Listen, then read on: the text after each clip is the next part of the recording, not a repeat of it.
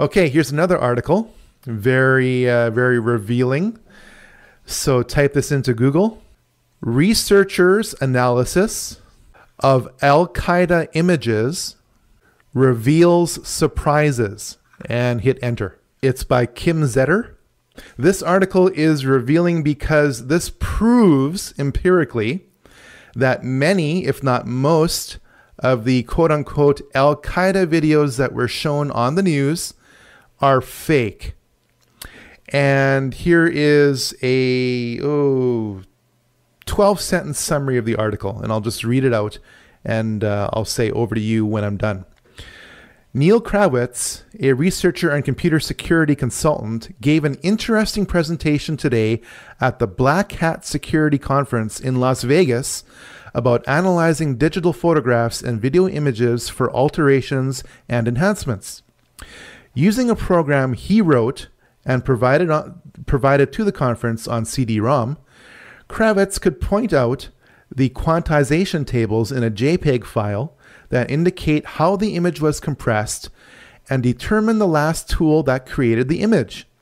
That is, the make and model of the camera if the image is original, or the version of Photoshop that was used to alter and resave the image. Comparing that data to the metadata embedded in the image, he could determine if the photo was original or had been resaved or altered. Then, using error level analysis of an image, he could determine what were the last parts of an image that were added or modified. Error level analysis involves resaving an image at a known error rate, 90% for example, then subtracting the resaved image from the original image to see every pixel that changed and the degree to which it changed.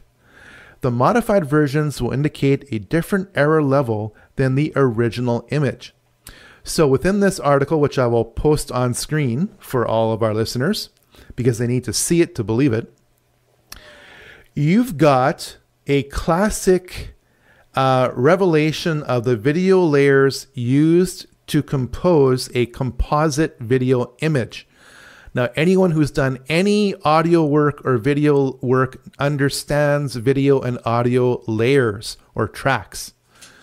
Everything is a composite, including a single camera image, believe it or not. Okay, so the article goes on and shows examples of books on a shelf and a dinosaur that Krawitz replaced. And the dinosaur and the books on the shelf are lighter in appearance in comparison to the other items on the shelf. So Krawitz was showing the audience, hey, look, these pixels, which are lighter and grayer in color than the other parts of the image, are what was changed in the image, or are a different layer compared to the original image. Then he goes on to show people images of Azam al-Amariki, which is a very interesting Al-Qaeda agent because this radical Muslim Al-Qaeda terrorist is Jewish. This guy, Azam al-Amariki, his real name is Adam Gadon, and he is the son or the grandson of the founder of the Anti-Defamation League, who was found guilty of blowing up or torching mosques in America. And his sole purpose in life is to act as a Muslim terrorist so as to get all those who aren't Jewish and are in the know to fight for Israel in a proxy war. It is brilliant, and it shows that the videos that Adam Gadon, aka Azam the American, are entirely fake. So we have a fake Jewish actor impersonating a Muslim terrorist in a faked video. It's brilliant. And once you understand how this video was constructed and the fakery and the layers of fakery behind it, you start looking at the other bin Laden videos and you go, that's not the same guy. Look at the pixelation. The lighting is completely different.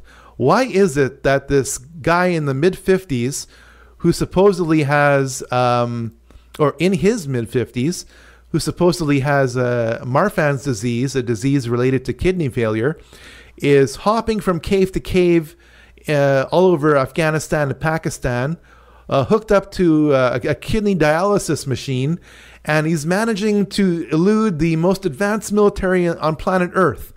And he's getting younger and younger as the years go on in his video. I mean, it's a real insult to one's intelligence, but once you crack the code, you can't help but see all the fakery. All right. Wow. It's a good first part. It's a lot. Pretty intense. It is intense.